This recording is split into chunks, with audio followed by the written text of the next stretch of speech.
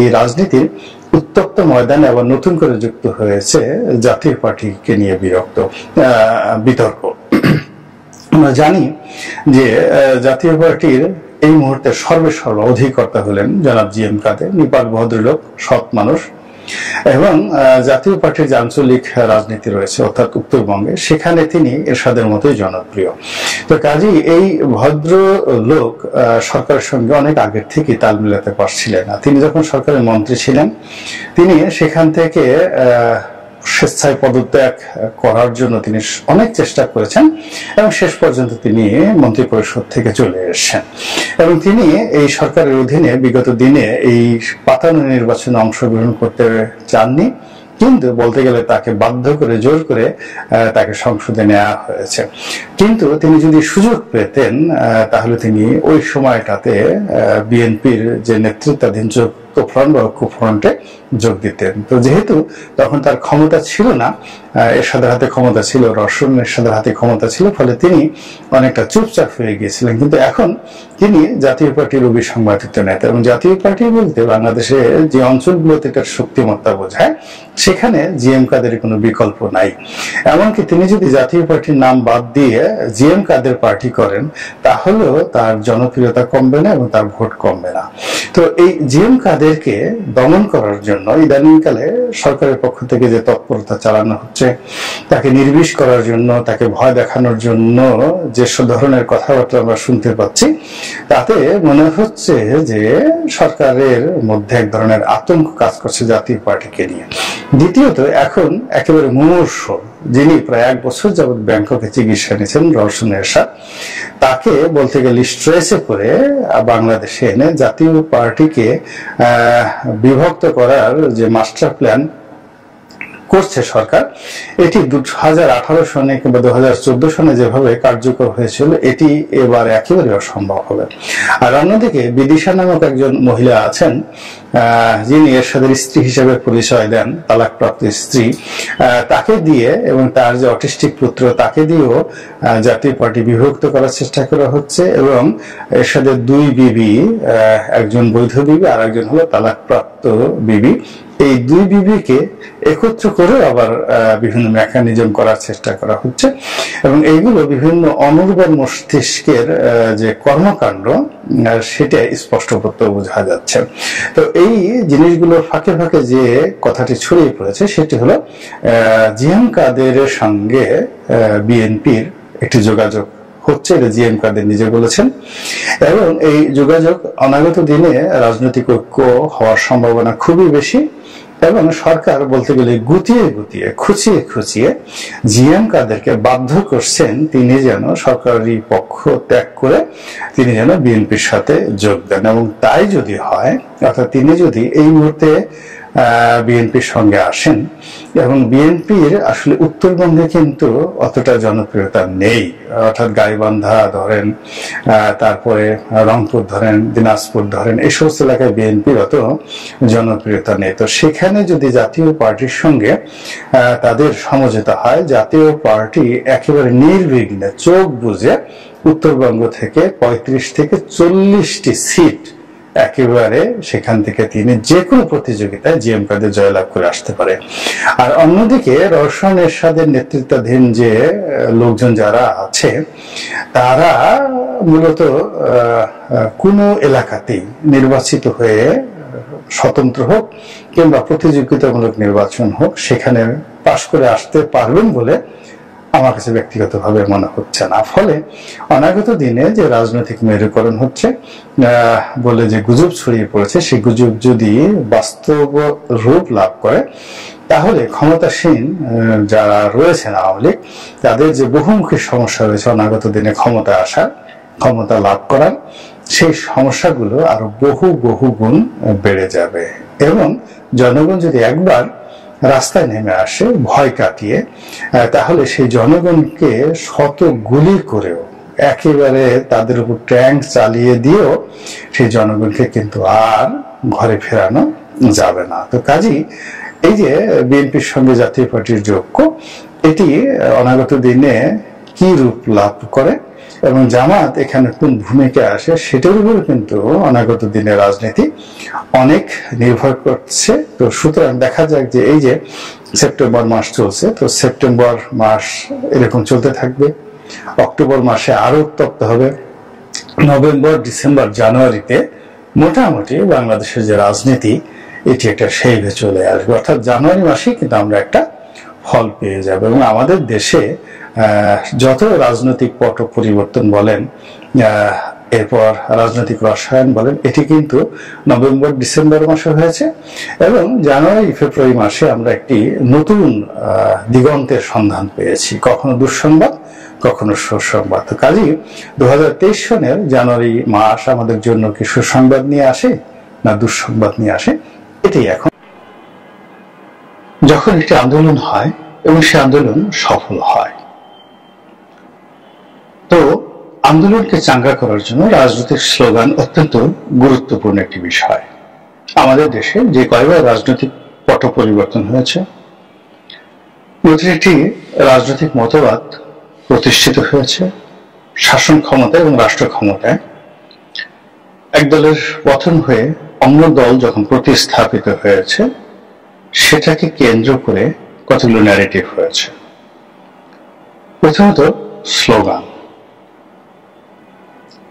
দ্বিতীয়ত কতগুলো ভাষা, রাজনৈতিক ভাষা, আমি আস্তে আস্তে বলবো, আর তৃতীয়ত গান, কবিতা, তারপর তথ্যচিত্র, এরপরে কার্টুন ইত্যাদি মনোজগতে নানা রকম প্রভাব বিস্তার করে একটি মতবাদকে প্রতিষ্ঠিত করে সমাজে। 2024 সনে যে জুলাই আগস্ট বিপ্লব, এই বিপ্লবের স্লোগানটা কি? ইনকিলাব জিন্দাবাদ। তো ইনকিলাব জিন্দাবাদ কিসের উপর প্রতিষ্ঠিত হয়েছে? জয় বাংলার উপর। জয় বাংলাকে ব্যাকফুটেজে পাঠিয়ে দিয়ে সেখানে ইনকিলাব জিন্দাবাদ চলে এসেছে। আপনারা জানেন যে আমাদের দেশে পাকিস্তান জামানাতে, ব্রিটিশ জামানাতে কি ধরনের স্লোগান ছিল রাজপথে, ওটা তো আসলে আমরা জানি না, কিন্তু পাকিস্তান জামানাতে যেটা ছিল পাকিস্তান জিন্দাবাদ। তো পাকিস্তান জিন্দাবাদের বিপরীতে জয় বাংলাটা 60-এর দশকেই ভীষণ রকম জনপ্রিয় হয়ে পড়ে।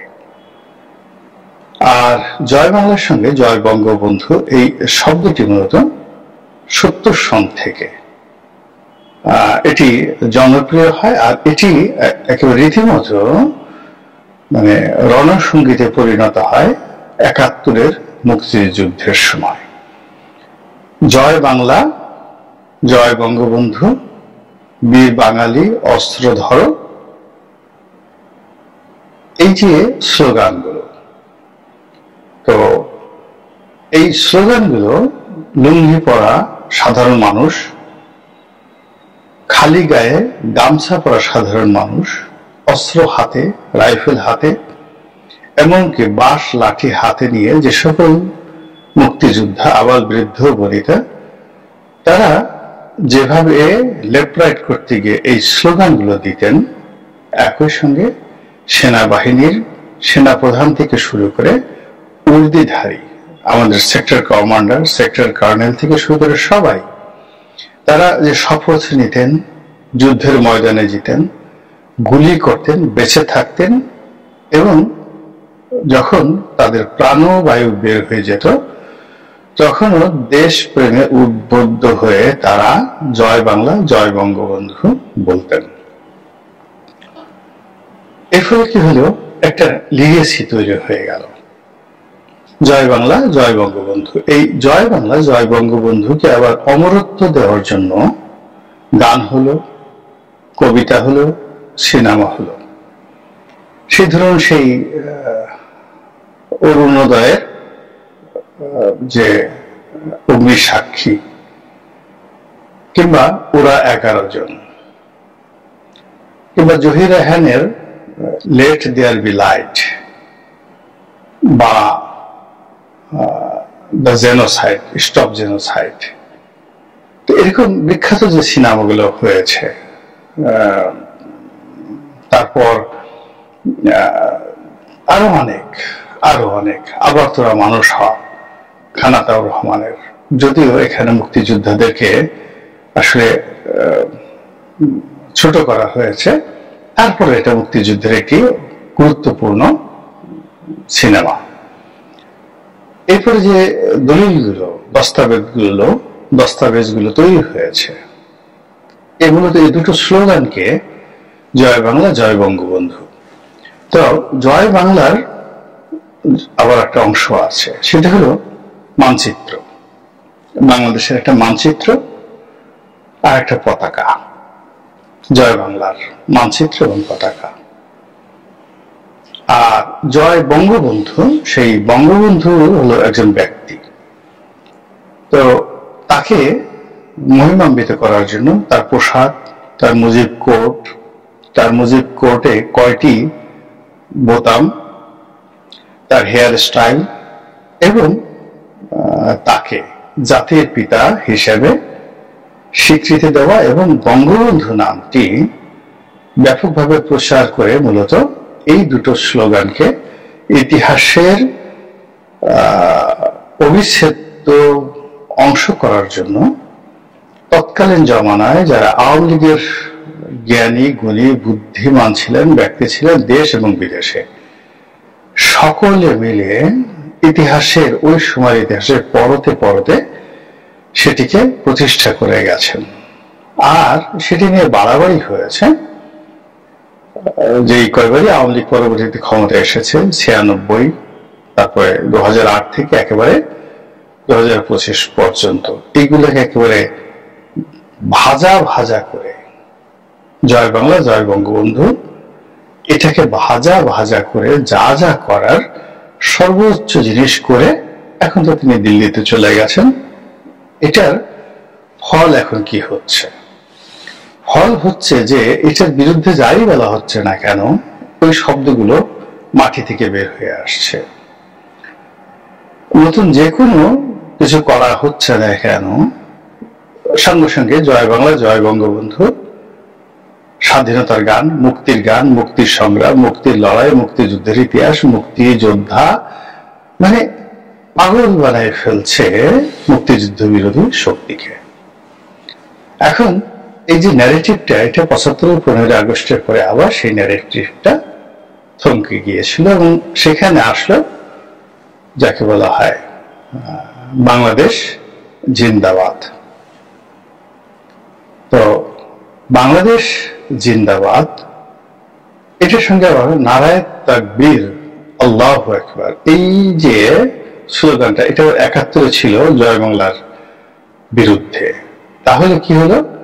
জয় বাংলা জয় বঙ্গবন্ধুকে অপদস্থ করার জন্য তারা বলল নতুন বাংলাদেশ গড়ব মোরা, আর জয় বাংলার পরিবর্তে হলো পুরো বাংলাদেশ জিন্দাবাদ। এই দুটো স্লোগানকে একত্র করার জন্য পিছনে আবার নারায়ে তাকবীর, আল্লাহু আকবার দিয়ে আর আরেকটি ধর্মীয় যে ন্যারেটিভ রয়েছে, সেটা হলো বিসমিল্লাহির রহমানির রহিম সংবিধানে। তো এই জিনিসগুলো একত্র হয়ে মূলত সেই জাস্টিস সাত্তারের ক্ষমতাকালীন সময় পর্যন্ত একটা প্রচন্ড লড়াই হলো, সংগ্রাম হলো। দ্বিতীয় ন্যারেটিভটা দাঁড়িয়ে গেল, কিন্তু প্রথম ন্যারেটিভটাকে আর কবর দেওয়া গেল না। অর্থাৎ জয় বাংলা জয় বঙ্গবন্ধু মুক্তিযুদ্ধ, এটাকে কবর দেওয়া গেল না, কিন্তু নারায়ে তাকবীর, আল্লাহু আকবার, বাংলাদেশ জিন্দাবাদ, নতুন বাংলাদেশ গড়ব মোরা, এই স্লোগানগুলো কিন্তু প্রতিষ্ঠিত হয়ে গেল। এরশাদ সাহেব যখন ক্ষমতায় এলেন, তিনি তখন দুটোর বিরুদ্ধে লড়লেন। তাকে জয় বাংলাও কবর দিতে হবে, তাকে বঙ্গবন্ধুকে কবর দিতে হবে। প্রথম বাংলাদেশ আমার শেষ বাংলাদেশ, জীবন বাংলাদেশ আমার মরণ বাংলাদেশ, এবং বাংলাদেশ জিন্দাবাদ, এটাকে কবর দিতে হবে। তো এই ন্যারেটিভের জন্য তিনি প্রাণান্তভাবে নতুন স্লোগান খুঁজলেন। তিনি প্রতীক হিসেবে নৌকা, ধানের শীষের বিপরীতে লাঙল খুঁজে পেলেন, কিন্তু নারায়ে তাকবীর, আল্লাহু আকবার আর বাংলাদেশ জিন্দাবাদ এটার বিকল্প তিনি স্লোগান আনতে পারলেন না। আনতে না পারার কারণে তিনি আসলে ওই বাংলাদেশের জাতীয়তাবাদটাকেই, অর্থাৎ প্রেসিডেন্ট জিয়াউর রহমানের যে জাতীয়তাবাদ ওটাকে তিনি ধারণ করলেন, তার সঙ্গে সঙ্গে আল্লাহু আকবার জামাতকে তিনি ধারণ করতে বাধ্য হলেন। ফলে তার যে রেজিম, এই রেজিমটা ছিল মূলত বিএনপি রেজিমের একটা কার্বন কপি, এবং তিনি যেটা চেষ্টা করেছিলেন যে জিয়াউর রহমানের উপর একটা সৌধ নির্মাণ করে, একটা ডাইনেস্টি নির্মাণ করে নিজেকে অমর করার চেষ্টা করেছিলেন যে I am better than Ziaur Rahman, my party, Jatiya party is better than BNP, এটাই তার চেষ্টা ছিল। আর এই দুটো চেষ্টা করে তিনি আওয়ামী লীগকে টার্গেট করলেন একেবারে 1985 সন পর্যন্ত। তো এই টার্গেট করার জন্য তিনি প্রাণান্ত চেষ্টা করলেন বেগম জিয়ার সাথে সম্পর্ক করার জন্য। তাকে দুটো বাড়ি দিলেন, ক্যান্টনমেন্টে যে বাড়িটি সেনাপ্রধানের বাড়ি ছিল সেটাকে তার নামে লিখে দিলেন 1 টাকার বিনিময়ে। গুলশানে তাকে 1 বিঘা জায়গার উপরে, 1 বিঘা, এখন 1 বিঘা জায়গার দাম কত বর্তমানে চিন্তা করেন, যে বাড়িটি তিনি দান করলেন তো 200 বা 300 বা 400 কোটি টাকা মূল্য হবে বর্তমান মূল্য। এই দুটো বাড়ি দিলেন, বললেন যে সৎ মানুষ, জিয়াউর রহমান সৎ মানুষ, জীবনে কোনো কিছু করতে পারেননি, এই পরিবারের কিছু নেই, তাহলে তারা এক বাড়িতে থাকবেন, আর একটা বাড়ি ভাড়া দিয়ে ওখান থেকে যা পান তা দিয়ে তার সংসার চলবে। তার সঙ্গে তো সেনাপ্রধান হিসেবে, রাষ্ট্রপতি হিসেবে যে সকল সুযোগ সুবিধা ছিল, রাষ্ট্রীয় সুযোগ সুবিধা, সেগুলো তো তারা রাষ্ট্র থেকে পাচ্ছিল। প্রয়াত রাষ্ট্রপতি হিসেবে, তারপরে সেনাপ্রধানের স্ত্রী হিসেবে রেশন, বেতন, ভাতা সবই তারা পাচ্ছিলেন। এর বাইরে আবার তারেক রহমান সাহেব এবং আরাফাত রহমান কোকো সাহেবের জন্য এরশাদের আলাদা কোনো বরাদ্দ ছিল কিনা লেখাপড়ার জন্য এটা আমি বলতে পারবো না, সম্ভবত ছিল। তো এই টোটাল যে কাজগুলো তিনি করেছেন মূলত বিএনপিকে ওন করার জন্য, বিএনপিকে নিউট্রাল করার জন্য, এবং জিয়া পরিবার যেন বঙ্গবন্ধু পরিবারের মতো রাজনীতিতে না আসতে পারে, এই জন্য তিনি সেই চেষ্টা করে জাতীয় পার্টিকে তিনি শক্তিশালী করলেন বিএনপি থেকে বেশিরভাগ নেতা এনে।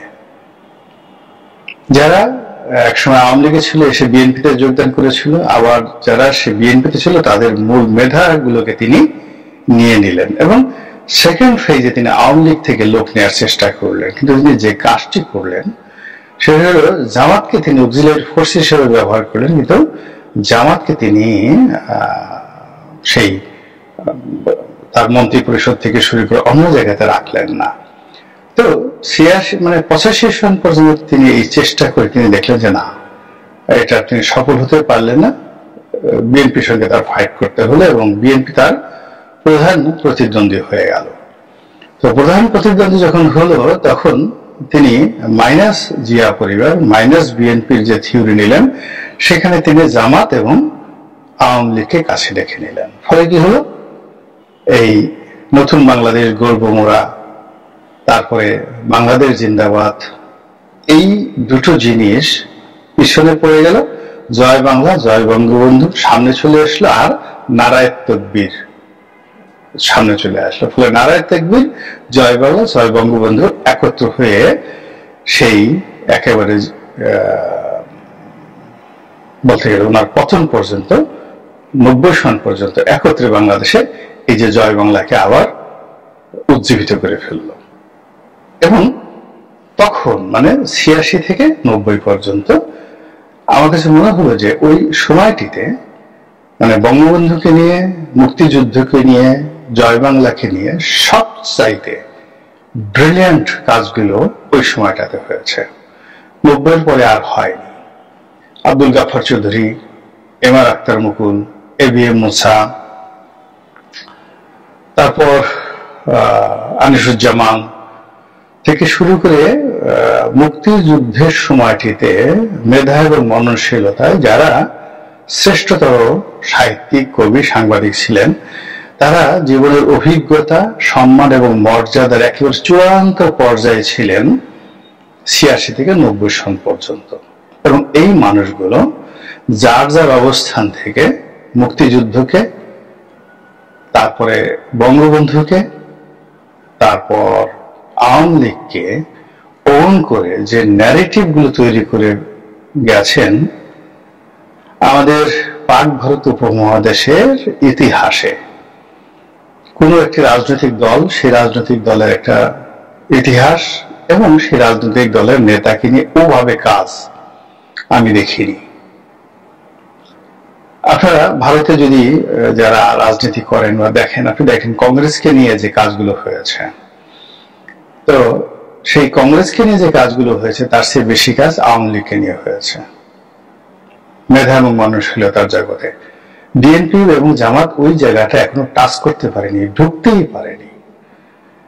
তো এখন সেই কাজের এগেনস্টে সেই কাজটাকে আবার এই বিভিন্ন ধরুন দেখা গেল একটা তাজমহল তৈরি হয়েছে, তাও ৮৬ থেকে ৯০ পর্যন্ত যে তাজমহল গুলো তৈরি হয়েছে সেই তাজমহলের উপর ৯৬ থেকে ২০০১ আবার ২০০৮ থেকে ২০২৫ পর্যন্ত মানে এলোমেলো কাঁচা হাতে আঁকা বাঁকা করে নানা রকম ন্যারেটিভ তৈরি করে তাজমহলের সৌন্দর্যকে নষ্ট করা হয়েছে, কিন্তু স্ট্রাকচার তাজমহলটা এখন পর্যন্ত রয়ে গেছে। ফলে কি হলো, এই সময়টিতে এসে এই ২৪-এর যে গণ অভ্যুত্থান, এখানে যে ন্যারেটিভ, সেই ন্যারেটিভের একটা মাত্র স্লোগান হয়েছে ইনকিলাব জিন্দাবাদ। অন্য কোনো গান হয়নি, অন্য কোনো কবিতা হয়নি, শুধুমাত্র বিএনপির একটা গান হয়েছে দেশটা তোমার বাবার নাকি, এটা বিপ্লবীদের গান নয়। তো বিপ্লবীদের শুধু একটা স্লোগান হয়েছে ইনকিলাব জিন্দাবাদ। এখন ইনকিলাব জিন্দাবাদ তার বিপরীতে যে কবর রচনা হওয়ার কথা ছিল সেটা হলো বাংলাদেশ জিন্দাবাদ, নতুন বাংলাদেশ গড়ব আমরা, তারপর জয় বাংলা জয় বঙ্গবন্ধু, শুনে একটি মুজিবরের তরে লক্ষ মুজিবরের ধ্বনি, আকাশে বাতাসে উঠে রনি, বাংলাদেশ আমার বাংলাদেশ। এটার সমপর্যায়ের ন্যারেটিভ। অথবা যতদিন রবে পদ্মা মেঘনা গৌরী বহমান, ততদিন কীর্তি রবে তোমার শেখ মুজিবুর রহমান। এই গানগুলো আমাদের দেশ সব মানুষের, ছোটদের বড়দের সকলের। এই গানগুলোর বিকল্প আমার সোনার বাংলা আমি তোমায় ভালোবাসি। এই গানগুলোর বিকল্প যে ন্যারেটিভ, সেই ন্যারেটিভ স্বাধীনতার পর থেকে আজ পর্যন্ত তৈরি হয়নি এবং এই ইনকিলাবকে সাপোর্ট দেওয়ার জন্য এখনো তৈরি করা যায়নি এবং হবে না। একটা গানই রচিত হয়নি যেটা মানুষের হৃদয়কে নাড়া দিয়ে দেবে। একটা মানে ব্যক্তিত্ব হয়নি, তৈরি হয়নি, একটা কলম তৈরি হয়নি। এখানে পিনাকিরা যে চেষ্টা করছেন, তো পিনাকিরা যে চেষ্টা করছেন, এখন পিনাকিকে যদি একটু চিন্তা করেন, আপনি তার অঙ্গভঙ্গি, তার পেশি, তার হাতের ব্রেসলেট, তার গেঞ্জি, তার মোজ, তার হেয়ার স্টাইল, তার চেহারা, তার কথাবার্তা, তার শব্দ এবং তিনি যে বিষয়গুলো মানে বলার চেষ্টা করছেন সেগুলো আবহমান বাংলার হাজার বছরের যে কৃষ্টি এবং কালচার, এটার সঙ্গে কন্ট্রাডিক্ট করছে। এক দুই নম্বর হল ইনকিলাব জিন্দাবাদ, যেটা ইসলামাইজেশন, এটার সঙ্গে পরিপূর্ণভাবে কন্ট্রাডিকশন করছে।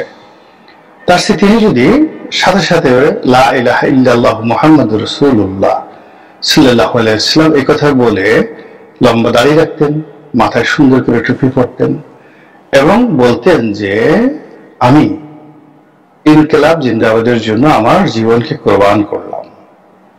এবং একই ঘটনা ঘটেছিল পাকিস্তান জামানাতে ঘটেছিল। একজন খুব বিখ্যাত সাংবাদিক ছিলেন আবুল আসাদ, মূলত সাইটুম নামক একটা সংবাদপত্রে তিনি চাকরি করতেন, জার্মান পত্রিকাতে ইহুদি ছিলেন। তো ইহুদি পণ্ডিত রূপে তিনি বাদশাহ আব্দুল আজিজের খুব ঘনিষ্ঠ বন্ধু ছিলেন। সৌদি আরবের যে বর্তমান প্রতিষ্ঠাতা বাদশাহ আব্দুল আজিজ ইবনে সৌদ তার ঘনিষ্ঠ বন্ধু ছিলেন, এবং পরবর্তী তিনি মুসলিম হয়ে সৌদি নাগরিকত্ব নিয়ে পাকিস্তান আন্দোলনের সঙ্গে যুক্ত হয়েছিলেন। এবং নতুন যে পাকিস্তান সরকার হয়েছিল সেই সরকারের অত্যন্ত গুরুত্বপূর্ণ একজন ইন্টেলেকচুয়াল ব্যক্তি ছিলেন। ফলে তিনি পাকিস্তানের জন্য যে ন্যারেটিভ গুলো তৈরি করে গিয়েছেন, বিশেষ করে ইসলামাইজেশনের ক্ষেত্রে, এটা পাকিস্তান রাষ্ট্রটি এখনো পর্যন্ত সেই আবুল আসাদের যে ন্যারেটিভ গুলো, সেই ন্যারেটিভের উপর স্টিল প্রতিষ্ঠিত। এখানে আল্লামা ইকবালের যে চিন্তা চেতনা, ওটা কিন্তু সর্বভারতীয় ছিল। তিনি যে ইসলামাইজেশনের কথা চিন্তা করতেন, এটা পাকিস্তান কেন্দ্রিক নয়। মানে তিনি পাকিস্তান নামটা উদ্ভাবন করেছেন তিনি, কিন্তু তার যে যত সারা জাহা সে আচ্ছা হিন্দুস্তান হামারা, এই যে ভারতের জাতীয় সঙ্গীত, কিন্তু আল্লামা ইকবালের তার যে কবিতা, তার যে দার্শনিকতা, তিনি সেই দার্শনিকতা হলো বিশ্বকে নিয়ে। জালালউদ্দিন রুমি যেমন সারা পৃথিবীর মুসলমানদেরকে নিয়ে চিন্তা করেছিলেন, ওরকম তার যে ইসলামী দার্শনিকতা, ওটা কেবলই মাত্র সারা দুনিয়ার মুসলমানদেরকে নিয়ে। আর তার যে জাতীয়তাবোধ, তার যে দেশপ্রেম, জাতীয়তাবোধ, ওটা সর্বভারতীয়, সারা জাহাসে আসা হিন্দুস্তান হামারা, হিন্দুস্তানকে নিয়ে। কিন্তু পাকিস্তানকে নিয়ে ইন্টেলেকচুয়াল লেভেলে যে রাষ্ট্রতন্ত্রের মধ্যে আগে যারা কাজ করেছেন পাকিস্তান প্রতিষ্ঠার জন্য, তার মধ্যে আমাদের শেরে বাংলা ফজলুল হকও আছেন। কিন্তু একটা রাষ্ট্র কাঠামো যখন দাঁড়ায়, ওটাকে সাংস্কৃতিক ক্ষেত্রে শক্তিশালী করার জন্য যে ব্যক্তিটির সাথে গুরুত্বপূর্ণ কাজ করেছেন, তিনি আবুল আসাদ। তার তাফসির যদি পড়েন, কোরআনের তাফসির, কিংবা তার রোড টু মক্কা, বিখ্যাত বই মক্কার পথে, আপনি বুঝতে পারবেন যে কত বড় পণ্ডিত ছিলেন, যারা এই পাকিস্তানের ইসলামাইজেশন, সেই ইসলামাইজেশনের যাকে বলা হয় ভিত্তিটা রচনা করেছেন। আমি ওনাকে যতটা পড়েছি, আমার কাছে ব্যক্তিগতভাবে মনে হয়েছে, আমি এতটুকু যে আমাকে যারা করেন, আমি এখনো আবুল আসাদের একটা পশমের অংশ হওয়ার মতো দুঃসাহস আমার নাই। যোগ্যতার কথা বললাম না, জ্ঞান, বিজ্ঞান এবং আর্থ উপলব্ধি, দার্শনিকতা, আবুল আসাদের একটা পশম হওয়ার সাহস আমি করি না। তো সেক্ষেত্রে যদি পাকিস্তান রাষ্ট্রের মতো একটা ধারণা তৈরি করতে চান, তাহলে পিনাকি যারা আছেন, পিনাকি, তার সাথে কনক সরোয়ার, তার সঙ্গে মাহমুদুর রহমান, আমার দেশের, যারা এই ইনকিলাব জিন্দাবাদকে কেন্দ্র করে একটা নতুন ইসলামাইজেশন করতে চাচ্ছেন, নতুন একটা ন্যারেটিভ তৈরি করতে চাচ্ছেন, এবং জয় বাংলা, জয় বঙ্গবন্ধুকে কবর দিতে চাচ্ছেন, তাদেরকে অবশ্যই আবুল আসাদ কিংবা আল্লামা ইকবাল, ওনাদের মতো, মানে ওনারা যেভাবে ফার্সি সাহিত্য, আরবি সাহিত্য, মহেঞ্জোদারো এবং হরপ্পার সভ্যতা এবং পাকিস্তানের জাতিগোষ্ঠীর সঙ্গে যে অ্যারিয়ান আর্য সভ্যতা, এই জিনিসগুলোকে একত্র করে একটা এমন জাতীয়তাবাদ তৈরি করে ফেলেছে যে পাকিস্তানের প্রত্যেকটা লোক মনে করে তারা পৃথিবীর শ্রেষ্ঠ নাগরিক। আর আমাদের দেশের এই মুহূর্তের সমস্যাটা হলো, আমরা মনে করি এই পৃথিবীতে যদি অধম কেউ থাকে, অপদার্থ কেউ থাকে, চরিত্রহীন কেউ থাকে, বাজে মানুষ কেউ থাকে, আমরা বাঙালিরা। এই হলো পাকিস্তানের সাথে আমাদের ডিফারেন্স। এবং সেখানে দেখুন, ভারতের যে জাতীয়তাবাদ, সেটা সে মহাভারতের যুগ থেকে এমন ভাবে গড়ে তোলা হয়েছে যে ভারতের যে কোনো একটা মানুষ পৃথিবীর যে প্রান্তে যাক না কেন, সে নিজেকে ইন্ডিয়ান হিসেবে পরিচয় দিতে গর্ববোধ করে, নট আমেরিকান। এবং আপনি যাকে বলা হয় লি কুয়ান, সিঙ্গাপুরের প্রেসিডেন্ট, তিনি বলেছিলেন যে আমার মাতৃভাষা সিঙ্গাপুরিয়ান বা চাইনিজ যে ভাষা, এটা আমি মানে যা জানি তার সাথে আমি অনেক অনেক ভালো জানি ইংরেজি, কিন্তু আমি তো ইংরেজিতে স্বপ্ন দেখতে পারি না।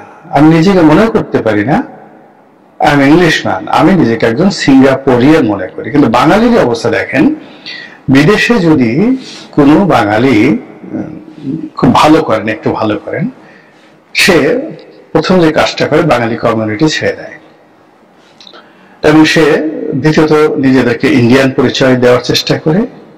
আর বাংলাদেশে কখনো তার জন্ম ছিল এই কথা সে অস্বীকার করে, বাঙালি পরিচয় দেয় না। এই যে হীনমন্য একটা জাতিসত্তা, এই জাতিসত্তাকে যদি আপনি ইনকিলাব জিন্দাবাদ বা ইসলামাইজেশনের অধীনে আনেন, তাহলে এই জাতিসত্তার আপনি বাঙালি বলেন বা বাংলাদেশি বলেন, তাদেরকে এই ভূখণ্ডের শ্রেষ্ঠ মানব এবং এরকম একটা মানসিকতা পৃথিবীর কোথাও যাব না। ইভেন আমি উগান্ডাতে দেখেছি, উগান্ডিয়ান যারা রয়েছেন, ইরিত্রিয়াতে যারা অধিবাসী রয়েছেন, ইথিওপিয়ান যারা রয়েছেন, পৃথিবীর কোথাও গেল তারা তার জাতিসত্তা ত্যাগ করতে রাজি না। এরপরে আপনি যদি আরবদের কথা চিন্তা করেন, ইরানিয়ানদের কথা চিন্তা করেন, মরে গেলেও তারা তাদের জাতিসত্তা ত্যাগ করবে না। কিন্তু আমরা আমাদের একটা জাতিসত্তাই গড়তে পারিনি, এবং সেই জাতিসত্তা গঠন করার জন্য ইন্টেলেকচুয়াল লেভেলে যে কাজটি করা দরকার আমরা এখনো করতে পারিনি। আমরা শুধুমাত্র আওয়ামী লীগ এবং বঙ্গবন্ধু, জয় বাংলা জয় বঙ্গবন্ধুকে ন্যারেটিভ সৃষ্টি করার জন্য কাজ করেছি, কিন্তু বাঙালি জাতীয়তাবাদ বা বাংলাদেশি জাতীয়তাবাদের জন্য আমরা কোনো কাজই করিনি এখন পর্যন্ত। তো সেখানে যারা এই সময়টাতে ইনকিলাব জিন্দাবাদ করে আবার সেই পাকিস্তানি ন্যারেটিভ তৈরি করতে চাচ্ছেন,